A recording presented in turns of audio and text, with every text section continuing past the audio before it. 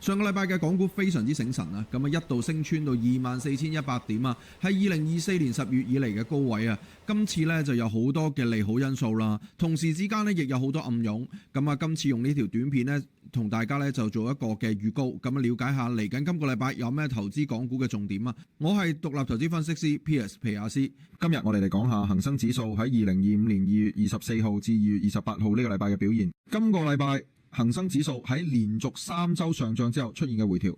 全週下跌咗大約2.22%。禮拜五收報22,941點。首先，我哋睇下國際因素。美國今個禮拜宣布咗新一輪對多國商品加徵關稅嘅措施，其中包括對中國商品加徵10%關稅。呢個消息引發嘅環球市場震盪啦，香港科技類股份都遭受咗拋售啦。咁再睇下中國因素，中國政府公布嘅會向銀行體系注資，以刺激信貸投放同內需，呢個消息提振咗市場信心。受此利好影響，反映內地房地產股嘅恒生內地地產指數今個禮拜上漲咗6.17%，對大市形成咗有力支撐。不過科技板塊就成為咗今個禮拜跌幅最大嘅板塊之一。科網巨頭阿里巴巴同百度股價今個禮拜分別下跌咗約7.94%同6.7%，拖累恒生科技指數全週下挫4.97%。展望下個禮拜，投資者正關注即將召開嘅中國兩會，包括全國人大會議，希望從中尋求更多政策刺激同經濟方向嘅信號。咁市場推動因素方面，國際因素中，美國貿易政策嘅不確定性成為咗今個禮拜市場最大嘅外部壓力源。美國總統特朗普政府今個禮拜宣布將對中國進口商品加徵10%關稅，並對加拿大、墨西哥同埋歐盟商品分別徵收更高關稅。此舉顯示美國喺貿易問題上態度趨強硬，超出市場預期，導致全球避險情緒升溫。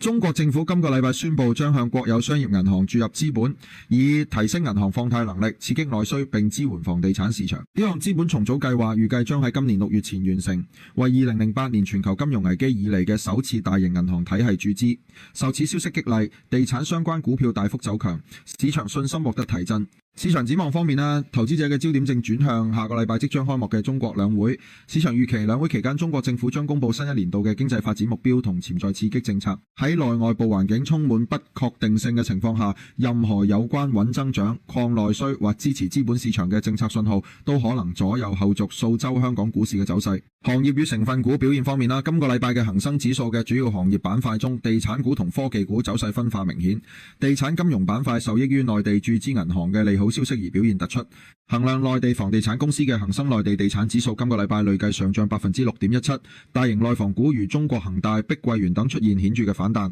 同時部分銀行股亦都受到資金追捧。相反，科技同互聯網板塊遭遇明顯調整，恒生科技指數全週下跌大約4.97%，成為表現最弱嘅主要指數之一。咁市場分析指出，呢啲科技龍頭此前累計升幅可觀，疊加國際市場對科技股估值嘅擔憂，今個禮拜出現喺明顯調整屬情理之中。咁此外呢，一啲嘅傳統經濟板塊如公共事業、消費零售等，今個禮拜呢股價表現相對平穩，喺市場波動中呢起到嘅穩定作用啦。以上就係今個禮拜恒生指數嘅表現報告，多謝大家收聽。講到呢度啦，如果大家想對第二季咧做一個好啲嘅部署嘅話咧，不妨咧訂閱我嘅一個 newsletter 啦。咁喺電郵裏邊咧就有連結噶啦。咁啊，另外為咗 Money Hero 嘅讀者咧帶嚟全城最好嘅開戶優惠啦，即日起到3月31號經 Money Hero 咧開長橋證券戶口啦，入1萬蚊即刻攞到1500蚊嘅開戶優惠，入6萬蚊就有2500蚊。其他優惠就撳入 Money Hero 嘅網站睇啦，撳入即申請，入電郵拎翻